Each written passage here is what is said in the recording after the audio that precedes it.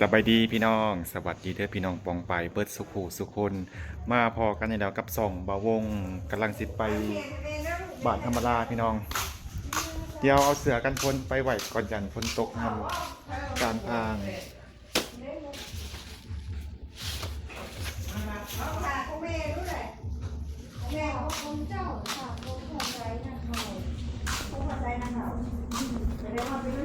ใส่สากมันพวกเขาบ่ใส่สากพวกเขามันตายแล้ว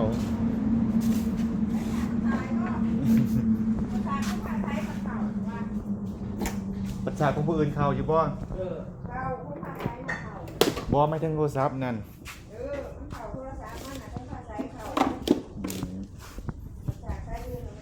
เอาน้ำตาลเลยนะ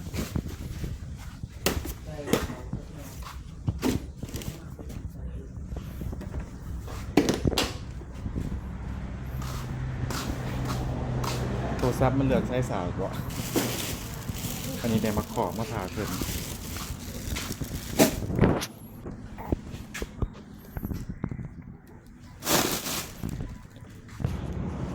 เดี๋ยวสิไปแหวะเอาโทรศัพท์อยู่ปากซองเลยไปแปลง2 วันละน่าจะได้ละมั้งเป็นน้ำบอดมันสดมันถึกน้ำตัวนี้ครับเตรียมพร้อมแล้วพี่น้องเดียวพอกันอยู่บุระอยู่บ้านอำมาลาพี่น้องเดียวเจอกัน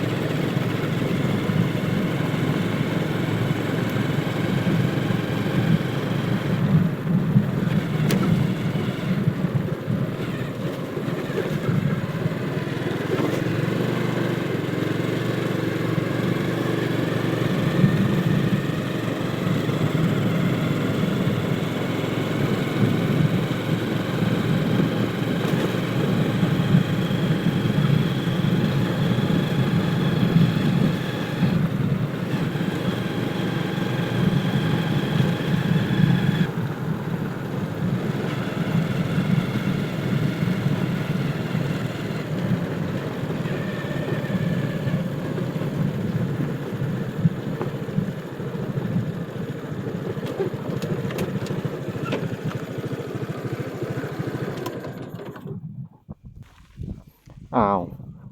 คือบ่เห็นไผพี่น้องไปอยู่ไซเบิร์ดมันเดี๋ยวโทรหาอัมมาลาก่อนพี่น้องเดี๋ยว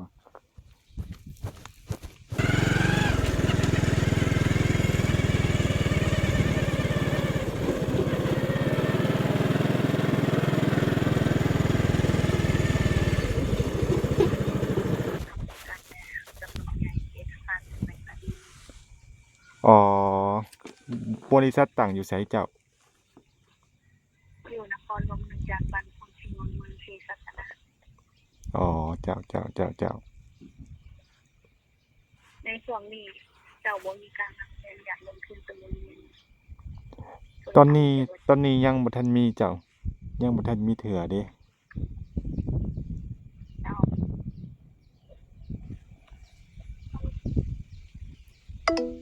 เอาอีกอย่างอีกแล้วมาขออันที่ว่าคอลเซ็นเตอร์อันบริษัทพี่น้องเพิ่นโทรมาว่าบ่ได้บ่ได้ฮ้อนหยังก็บ่ได้ฮ้อนเงินบ่ว้ายเว้าไปเดี๋ยวโทรหาอำมาลาก่อนพี่น้อง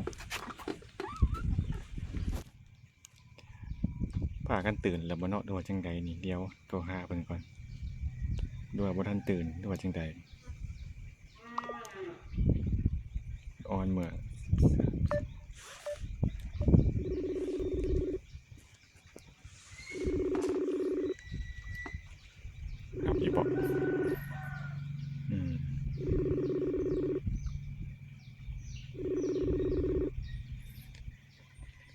ตื่นแล้ว เกี่ยวห่างอยู่ โอ้ยข่อยมาหอดพ่อแห้งพ่อเบิ้นผู้ใด ใช่ ก็อยู่สวนพี่แหละ ทานแล้ว แล้วก็ตื่น ตายแล้วสงสัยจัดหนักจัดเต็มเมื่อคืน เจ๊พ่อหลาเมื่อแล้ว มาดาว เอ้าถ้าคือบ่อยู่อันนอนอยู่พี่ ว่าหุ่นมันนะ โอเคเดี๋ยวก็ถ่าย YouTube ก็ได้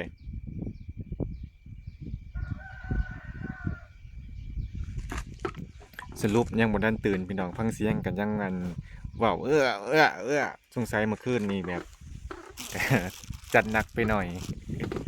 สมพรนั่นขี่รถไกลมาจังอันบ่เห็นผู้ใดเออว่าสิมาเล่นน้ำ PFC เด้แต่บ่ฮู้ว่าเพิ่นตื่นแล้วหรือยังเพราะว่าอยู่ในเฮือนก็บ่ค่อยบ่เห็นผู้ใดพี่น้องอามาลาก็บ่ทันได้ตื่นใช่ว่าสร้างสิมาเฮ็ดเฮือน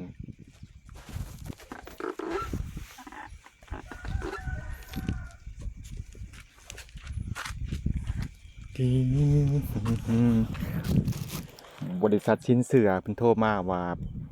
บ่ได้ฮ้อนเงินบ่อยากเอารถไปจำบ่เอาที่ดินไปจำบ่โอ้มาสร้างว่าแท้ได้มาขอมาให้เพิ่นพี่น้อง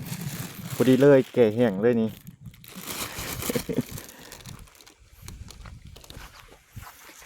พอดีแก่แห้งเดียวสิโทรหาเบาลิโอก่อนเพิ่นวางอยู่บ่วันนี้เพิ่นสิไปไสเดี๋ยวโทรเล่นน้ำเพิ่นก่อนให้มาลินอยู่พี่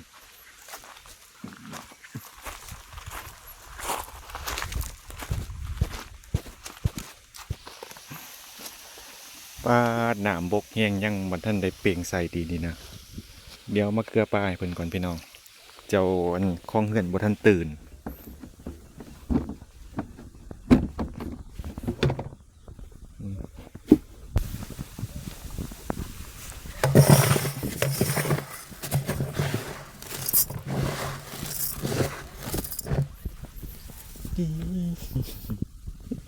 ก็แต่อยากหัวไหม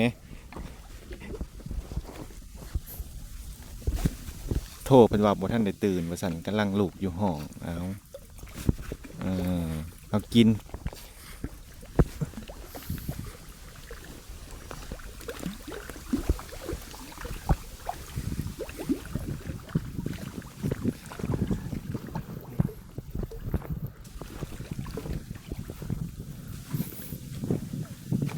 คือว่าบอกให้เปียงน้ำโอ้ปลาผลตายพี่น้องเห็นบ่น้ำมันน้อยเดียวปลาตายนี่คือว่าบอกให้อันเปียงน้ำใส่อยู่เด้สงสัยลืมดูว่าจังใดน่ะตายสั่นพี่น้องน้ำมันน้อยเดียวเด้ไปให้ปลามันตายเพราะว่าปลากระไรเนี่ย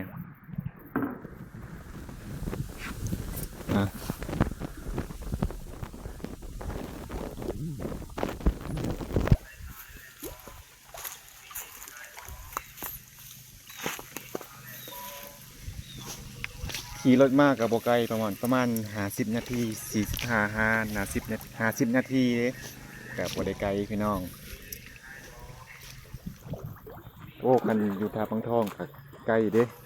แค่แต่ว่าเฮาอยู่เก่งโดน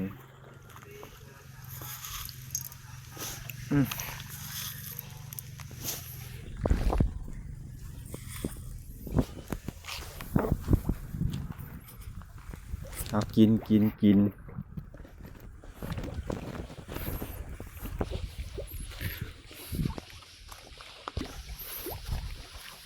หนามันบกแห้งพี่น้อง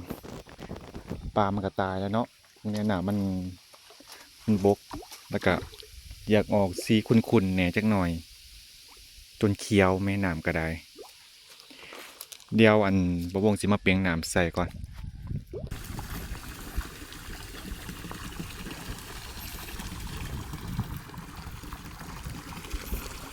สะออนอัน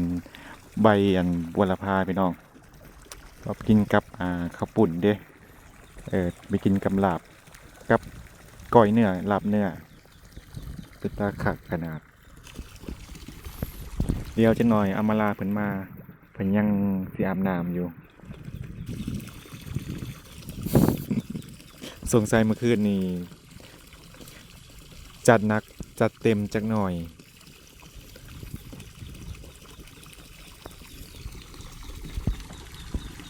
นี่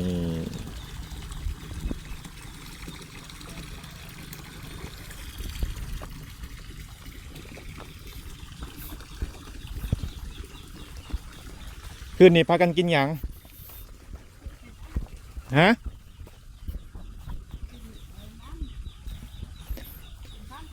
เออ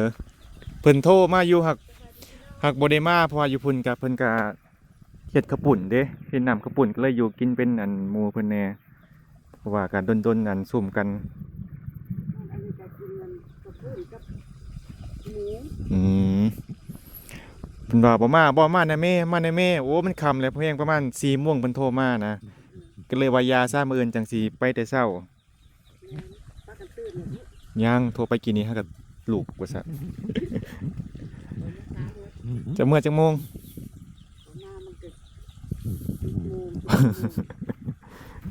สงสัยอันกินนักแหน่นะ10:00 นเออสมพ่อสินะ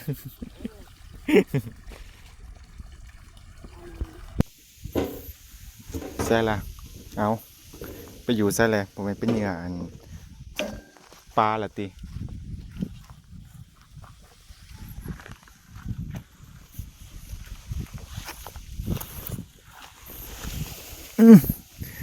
เจ้าของบ่อยู่พี่น้องปลามันกันเลยสมอลเลต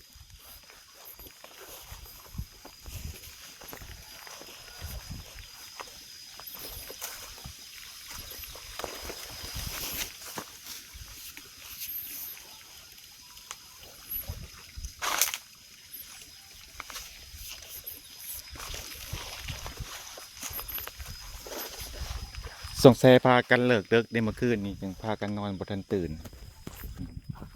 แต่ว่าบ่วงบ่ได้มาพี่น้องเสียดายอยู่บ่ได้มา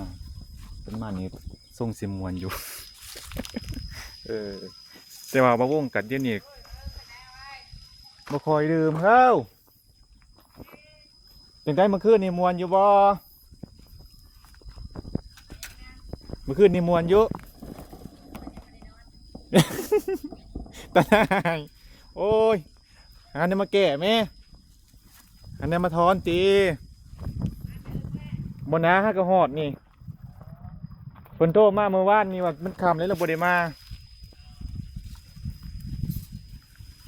ยังบ่ทันตื่นเลิกจักโมงนะเอา เอ้ยแหล่พี่น้องเป็นดอกบ้านได้นอน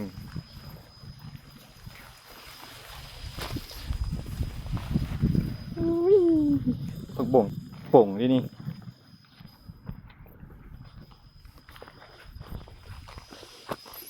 ปลาเอาปุ่นมาใส่หรือว่าเอาอันขี้โมมาใส่คือสีงามพี่น้องนี่มันกำลังป่ง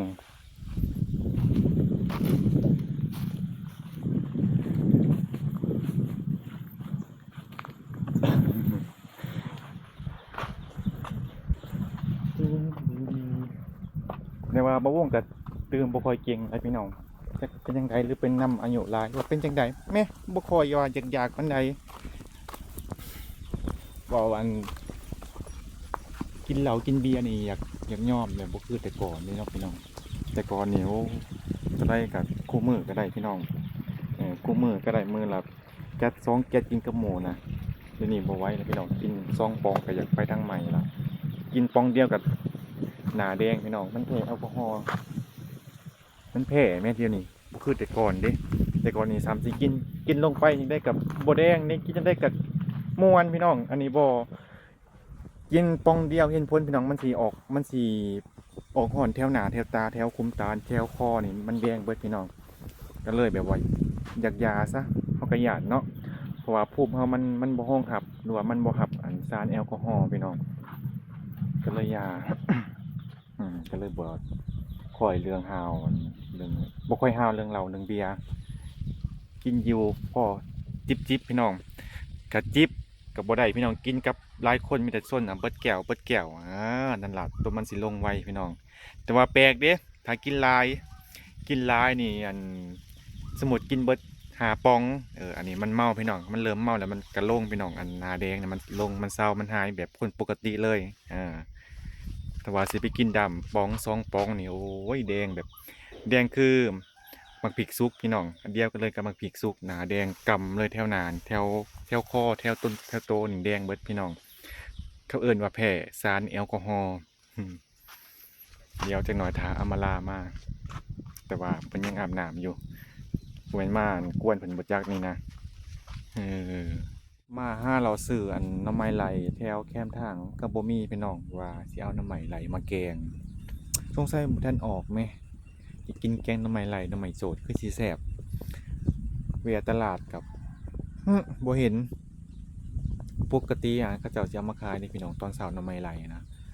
หน่อไม้ไหลเป็นหน่อไม้ที่แซ่บเด้พี่น้องแซ่บกว่าหน่อไม้ไผ่หน่อไม้อื่นๆอีกเป็นหน่อไม้ที่แซ่บกว่าหมู่พี่น้องหน่อไม้ไหล